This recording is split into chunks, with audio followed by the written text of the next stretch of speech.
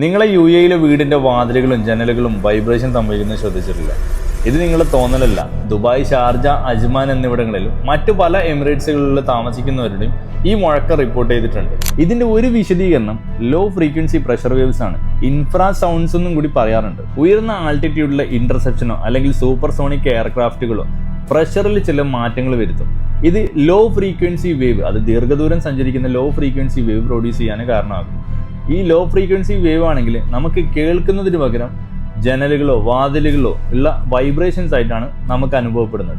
Beach phasing അല്ലെങ്കിൽ open സ്പേസിൽ താമസിക്കുന്ന ആളുകൾക്ക് ഈ വൈബ്രേഷൻസ് കൂടുതൽ അനുഭവപ്പെടും. അതിനൊരു കാരണമുണ്ട്. പ്രത്യേകിച്ച് ഈ ഗൾഫിലെ ഹ്യൂമിഡിറ്റി ലെയറും ടെമ്പറേച്ചറും ഈ ഒരു ലോ ഫ്രീക്വൻസി വേവിനെ കൂടുതൽ ഡിസ്റ്റൻസിൽ ട്രാവൽ ചെയ്യാൻ സഹായിക്കും.